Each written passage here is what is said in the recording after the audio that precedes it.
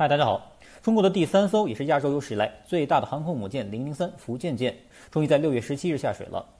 下水当天，央视新闻的原话是：福建舰是我国完全自主设计建造的首艘弹射型航空母舰，采用平直通常飞行甲板，配置电磁弹射和阻拦装置，满载排水量8万余吨。该舰下水后，将按计划开展细泊试验和航行试验。既然央视已经官方认证了003为满载排水量8万余吨，这与几年之前透露出来的标准排水量7万8千吨、满载排水量8万5千吨的消息基本相符，也间接辟谣了近期003标排9万吨、满载10万吨的谣言。其实003最初的设计草案早在2015年左右就已经展开，2016年开始初步动工，所以像吨位这种硬指标早在当初就已经是确定的事了。下水时能与设计之初相差1万多吨，这几乎是不可能的事情。类似的还有动力的选择上，基本是不会变的。不过还是有一些例外，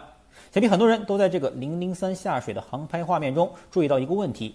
那就是最上面那条弹射器后面的偏流板刚好挡在了黄色方框升降机的位置。这是此前曝光的设计图，可以清晰看到升降机和偏流板是错开的，看得出来的确是做了修改。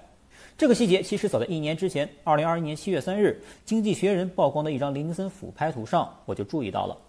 在那张图中，我标出了3个弹射器的偏流板位置，其中最右边的那个已经后移至了升降机的出口处。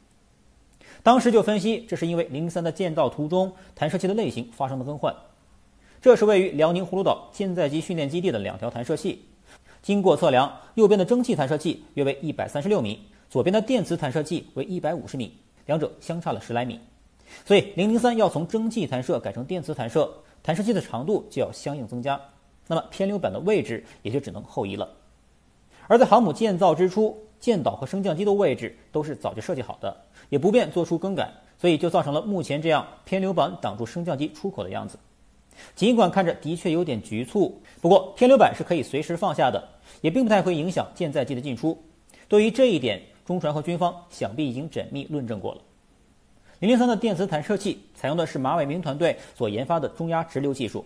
在与我国自研的蒸汽弹射器比较时，不仅效率有先天的优势，而且平均故障周期更是从蒸汽弹射的405周大幅延长至1300周。要知道，同样采用电磁弹射的福特号航母服役已经5年了，使用的电磁弹射平均400至600次就会发生一次严重故障，这就大幅增加了使用成本和维护成本。也难怪当时特朗普总统宣称要将后续的福特级改回蒸汽弹射。作为世界唯二研发出电磁弹射技术的中美两国来说，马伟明团队的中压直流技术领先美国的中压交流整整一代。当年马伟明最霸气的一句话就是要领先就领先美国。中国在电磁弹射技术上所取得的巨大成功，也使得马伟明院士在2017年获得了一项军内最高荣誉，那就是8·1勋章。这枚勋章名字虽然简单，但能获奖者寥寥，而且每隔5年才会颁发一次。马伟明获奖的2017年还是由中共中央总书记、国家主席、中央军委主席习近平亲自颁奖，可见分量极重。马伟明之所以能获得此奖，显然是在电磁弹射技术上取得了历史性的突破。而003早在1年之前就已经开工了，所以个人推估，也正是在这个时间点，军方和中船才临时改变计划，将最初设计的蒸汽弹射改成了电磁弹射，于是才有了今天003现在的模样。除了003，同样已在上海开工建造的076两栖攻击舰，也将历史性的搭载马伟明团队的电磁弹射器，这在世界历史上都绝无仅有，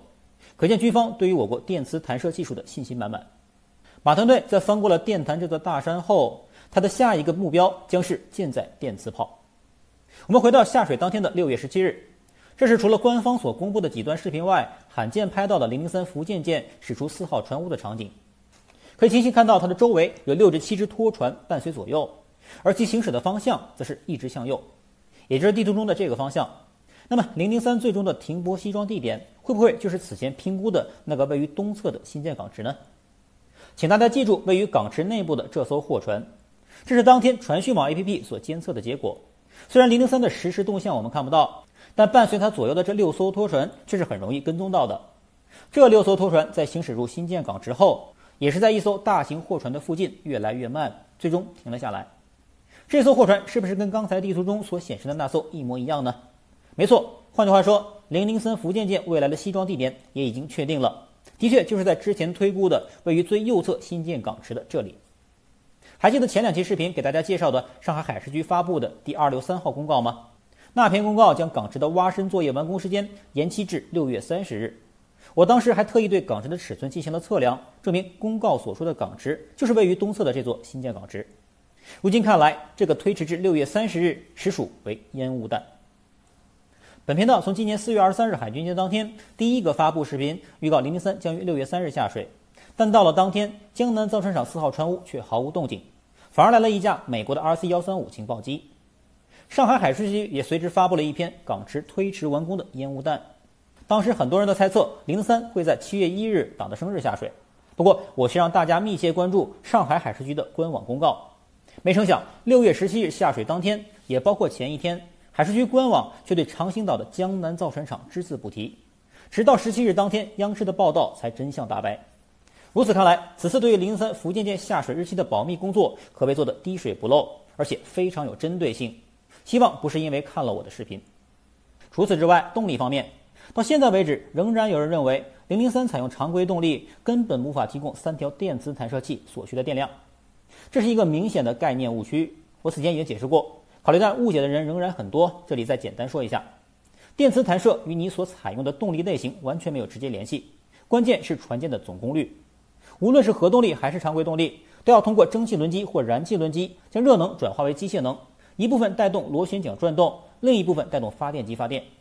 核热能本身并不能直接推进航母或者发电，像美国的尼米兹级都是核动力，但依然要配备至少4台蒸汽轮机和4台应急柴油机联合发电。但老迈的尼米兹级发电功率只有64兆瓦，依然无法支撑电磁弹射上舰。而我们的003此次新闻中也提到了，采用的是综合电力系统，这是什么意思呢？简单来说，就是将以前分开设计的动力和发电系统整合到一起，采用4台改进的 TB12 蒸汽轮机作为原动力，电力全部输送到航母的中央电网，负责全舰用电。由于雷达、电磁弹射器和各种武器系统工作电压差别很大，所以需要把多种子系统整合到一起，统一管理、统一调度，并实现了一定程度的智能化。这个舰船综合电力系统也是马伟明团队研制的另一大作，同时也是决定电磁弹射器能否登上003的最关键所在。注意，综合电力系统跟所谓的全电推进可是2个概念。003与美国福特号一样，也是用蒸汽轮机直接驱动主轴航行，而后再分出部分动力连接到综合电力系统。而全电推进则是指将原动机产生的能量全部用来发电，再将部分电能传递给航母的螺旋桨，以驱动航母行驶。我看到很多人都分析此次003采用的综合电力系统就是全电推进技术，想必是把2个概念弄混了。鉴于我国尚未在任何驱护舰只上使用过全电推进，想在003上一步到位，个人认为可能性并不大。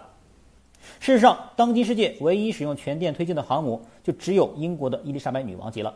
不过吨位只有 6.5 万吨，而且也没有任何弹射装置。驱逐舰倒是有2个，一个是英国的45型，另一个是美国的朱姆沃特级。不过也正是由于他们采用了全电推进，才出现了在大洋中航行时中途趴窝的事故。45型还被拉回母港来了个开膛破肚，而朱姆沃特级此后的命运多舛就不用我再多加赘述了吧。所以驱逐舰尚且如此，那么要驱动吨位达到8万吨甚至10万吨的超大型航母，又要加装电磁弹射器，目前的全电推进技术看起来还尚不成熟。所以说了这么多，航母要上电磁弹射器，关键在于其综合电力系统是否过硬，而其产生热能的源头到底是烧重油还是核反应堆倒是其次。而且很多人一见到核动力就联想到完全无需补给，也是另一个概念误区。可能是受到了当年首艘核动力航母 CVN-65 企业号无需补给完成全球航行广告的影响。